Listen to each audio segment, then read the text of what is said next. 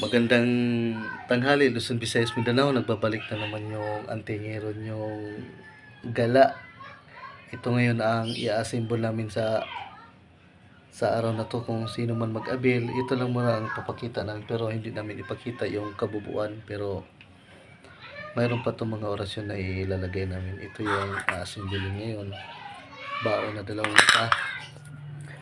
Yan, ito yung gamit natin na ito, ipapaliwanag ko sa ito yung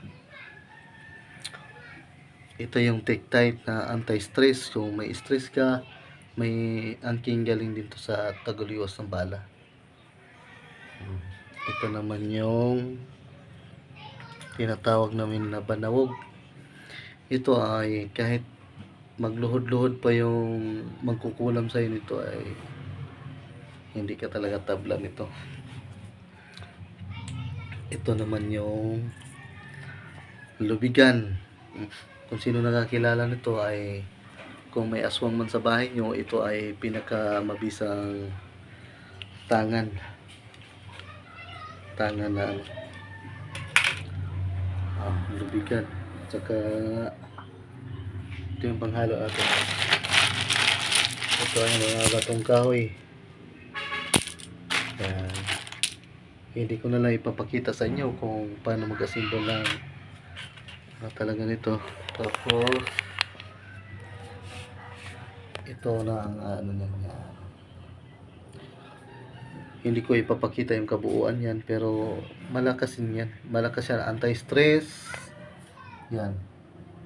Ang ugali niyan ay anti-stress, iwas barang, kulam, o ano bang mga tigal po dyan. Kahit magluhod-luhod pa sila dyan na maglason sa inyo, pag mayroon kayong ganito ay hindi kayo tablang sa mga ano. Ito yung tinatawag nila na awog to sa amin. Ito ay gumagalaw pag nilawayan o gaya. Gumagalaw yan. Ito rin ay mabisang pampaswerte o panggayuma. Huwag kayo maggayuma kung may asawa kayo. Gumagalaw yan. Yung body ko, si Commander X. Commander X. Yung Commander X namin dito nga, pinakamatibay ba. Commander X. Sabi nila kung mayroon ka dito ay laman ka.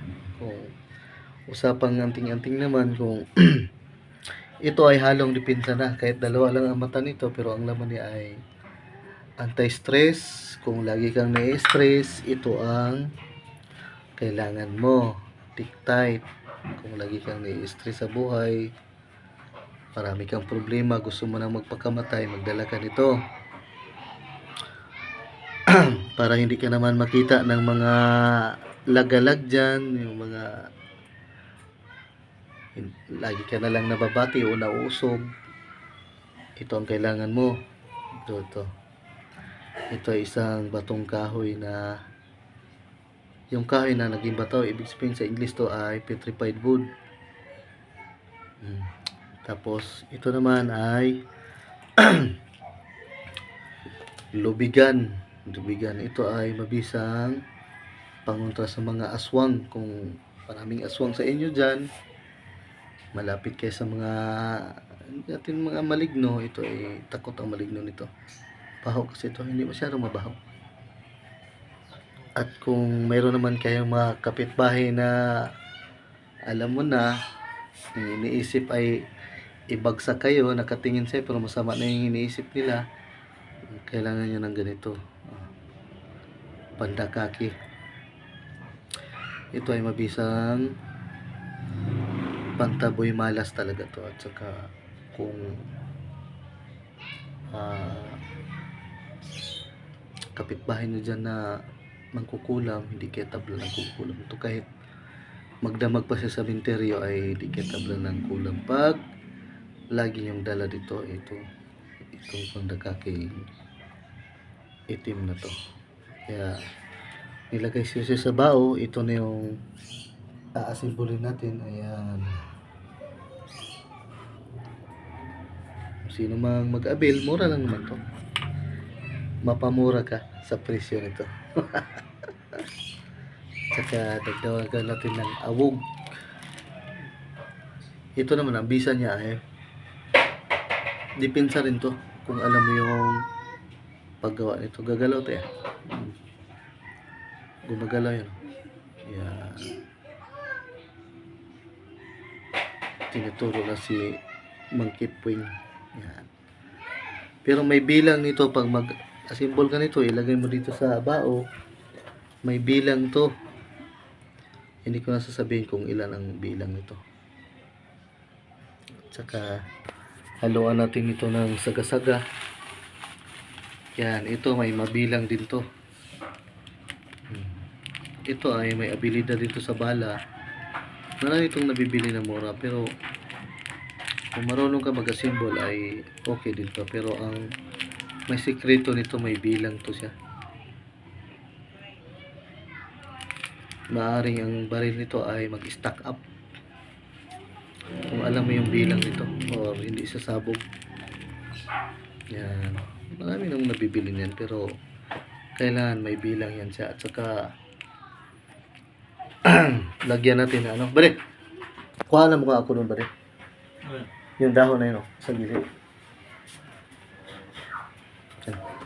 Kinuha na yun. Sige, kunin mo yan. Pagpagan mo nga, bare, paano na ako. At saka haluan natin to ng kabal at kunat. Para pag nangutan ka, makunat yung balat mo. Makunat yung mukha mo pag nangutan ka, ayaw mo magbayad. Ito ang dalhin mo.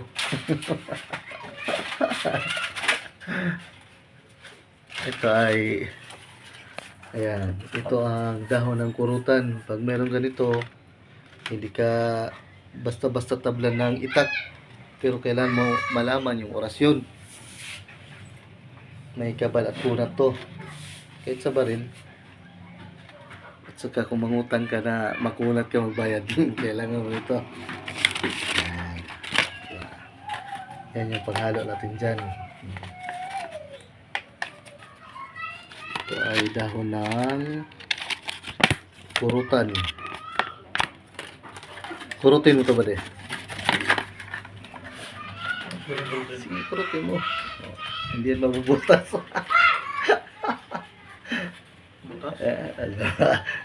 Natagal ng butas, pero matagal. Ganyan nga lang. Malambot na nga pala to. Iba to. Butas na. Oo, butas na. Nabubutas na pala to, pero matagal. Ayun pala ang pinakatiste yung brown. Kunin mo nga. Sana. Ano yun? Saan ba din? Yan. Kaya yung mga dahon na yun, kunin mo. Ito. Bangko. Nabilad na kasi ito, kaya... Lahat. Sige. Hanapan natin yung mga pinakamakunat dyan. Ito lang, mayroong natin na doon. Kaya mo na. Okay na yan.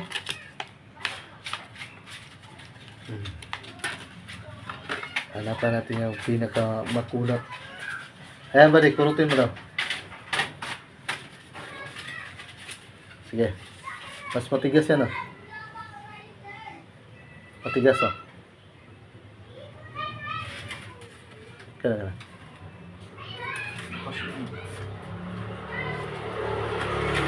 Ito medyo matigas. Oo. Ito. Medyo matigas. Ha? Parang karton. Ito yung Yung kanina, sa malaki. O yan yung. ito yung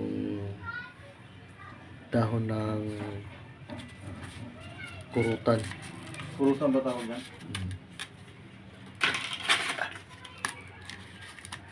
Ayan, ito yung dahon ng kurutan.